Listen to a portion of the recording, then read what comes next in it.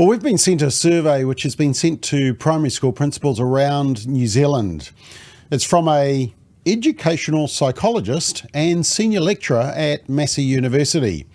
And it's been sent to principals who are already dealing with significant challenges around staffing, curriculum issues with maths and English, behavioural stress and mental health issues amongst students, buildings and required maintenance. But Massey University thinks that the biggest issue facing schools and principals is gender diversity in primary schools. Let's check it out.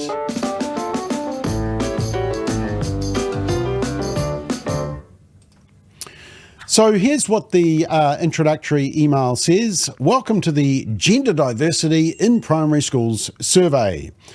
I am an educational psychologist and senior lecturer at Massey University. I'm undertaking research about the views and experiences of primary school principals and leadership staff with the inclusion of children who identify as gender diverse.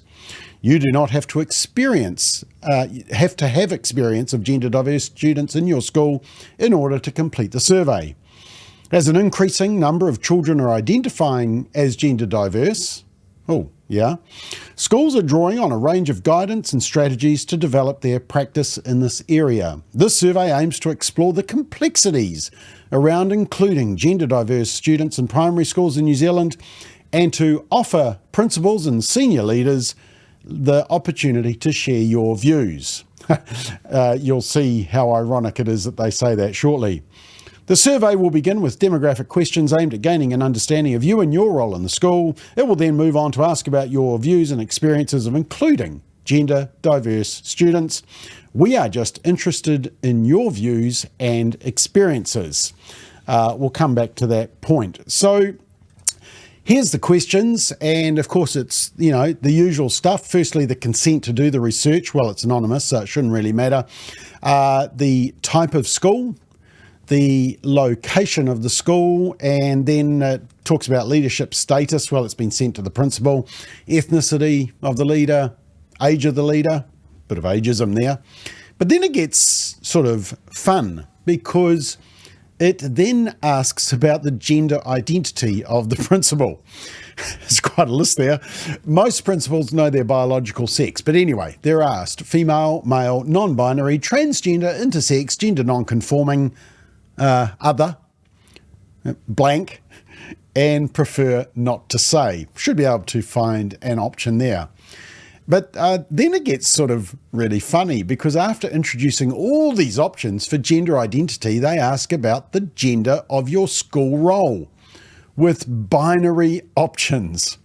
Co-ed, single-sex school for girls, single-sex for boys, and other. I mean, that is transphobic and binary, that form, isn't it? Although I'm actually trying to just figure out what might qualify as other. And then it says, have you ever had students at your school who identified as gender diverse or non-binary? Do you now, or have you ever had students at your school who have identified as transitioning gender? Now, remember, these are primary schools. And then in a condescending manner, knowing that these principals are dealing with students with various backgrounds, needs, social issues, they ask, how confident do you feel about supporting the inclusion of gender diverse students in schools? And then, why do you have that confidence? Now, I was tempted to complete the form and just write here, we will support them just as we support all students. But hey, I bet every principal would write that. They care for all their students. But then the real agenda comes in, and they, at the start they talked about just wanting to know their views. We're just interested in your views and experience, they say in the introductory letter. But then they get into, has the principal been indoctrinated yet? That's what they're really asking, because they ask this. Are you aware of any of the following guidance documents to provide guidance in relation to the inclusion of gender diverse students in schools? So here's the options. They have documents from Inside Out, the group that are ramming down 112 genders and 200 plus sexualities and explicit sexual material. And then, so that's 1, 2, 3 up the top there, third one from inside out. And then there's 2 more documents from the Ministry of Education, including the one that calls for schools to keep a child's gender identity issues secret from their parents, if that's what the child wants. That's the one down the bottom there from the Ministry of Education. And then there's a couple more from, inside out. Now, in this survey, because remember, they're just wanting to find out the views of the school principals, did they include resources from, like Family First, like the Parent Guide, which enables parents to engage with school leadership on this issue? Or did they include our fact sheet outlining parental concerns about what's in the inside out material? No, of course not.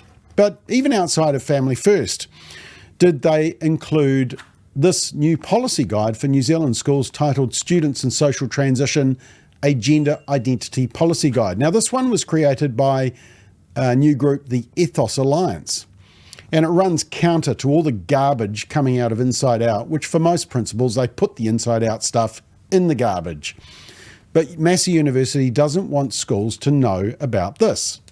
Now, Ethos Alliance says in this booklet, quote, "We were also concerned that immediate affirmation is promoted in guidelines and resources offered to all schools when there's mounting international concern and evidence against this approach.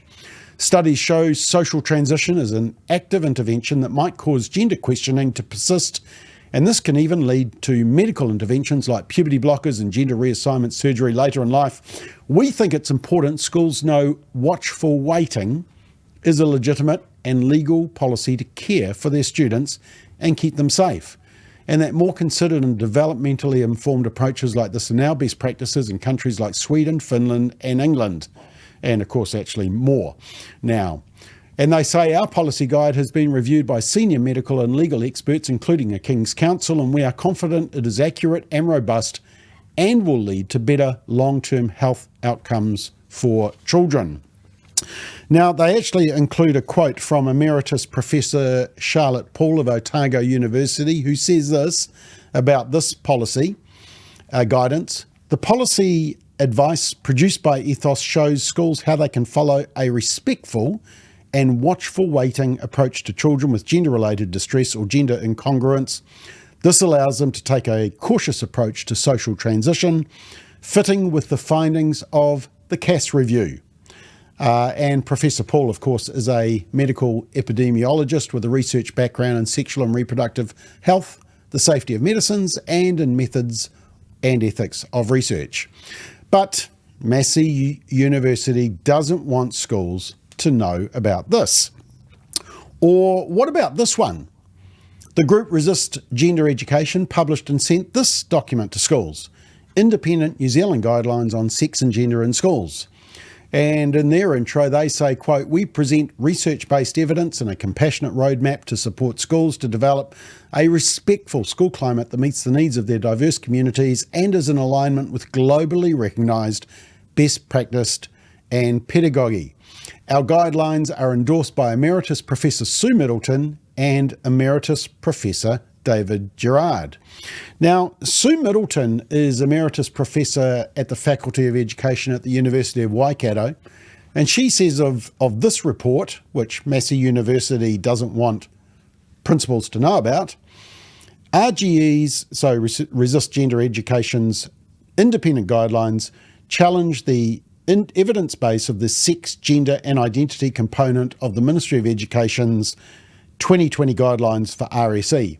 Referencing recent research in the UK's Cass report, this document rejects the Ministry's endorsement of an affirmation model, which is often a pathway to lifelong medicalisation. A school should create space for students to hold options open, and it should project the attitude that there is no right or wrong way to be a boy or girl. End quote. Correct. Now, Emeritus Professor David Gerard of the University of Otago Medical School says, "The RSE guide, as currently taught in the school curriculum, contains inaccurate information with incontrovertible potential for harm to young consumers. This is no place to peddle subjective, confusing ideology.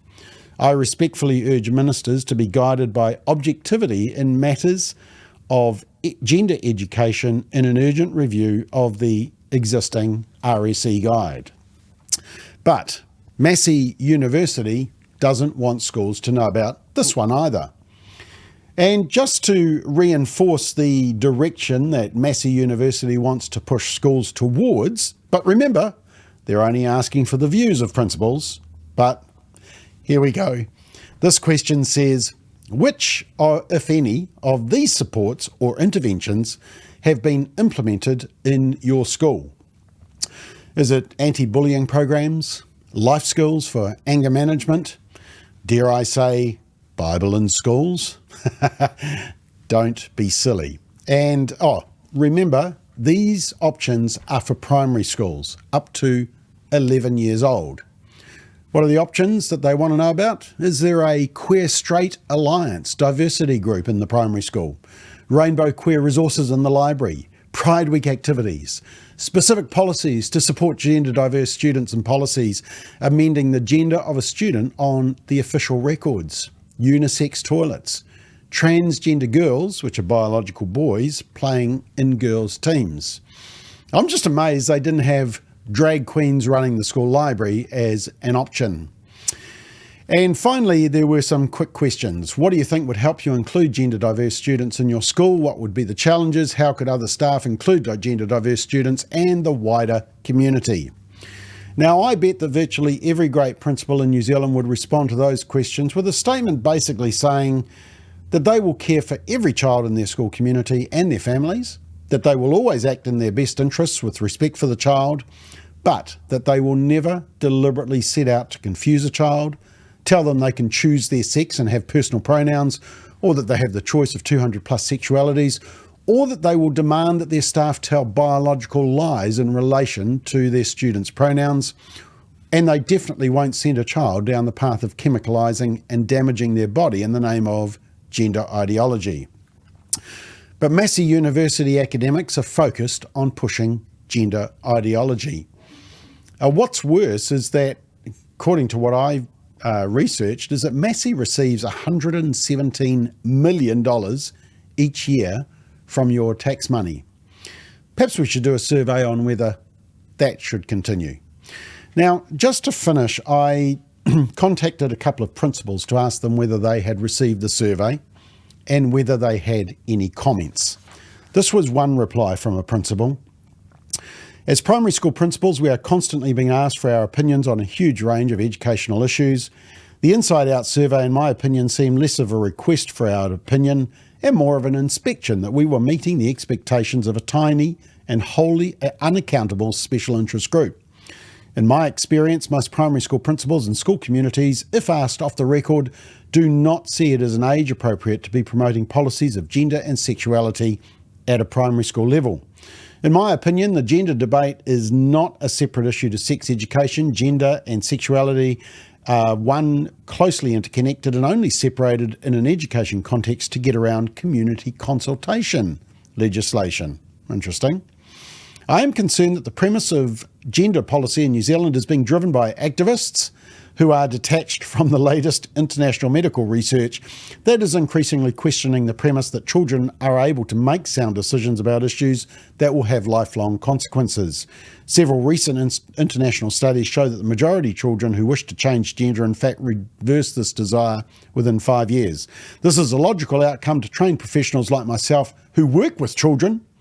They change their mind frequently and are highly persuadable and at risk of being influenced by whatever social contagion is in vogue.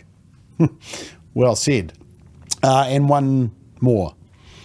This principal, primary school principal, said, as I completed it, I was not surprised that it had certain ideological assumptions built into the questions, many of which were difficult to answer if you were not on board with these assumptions.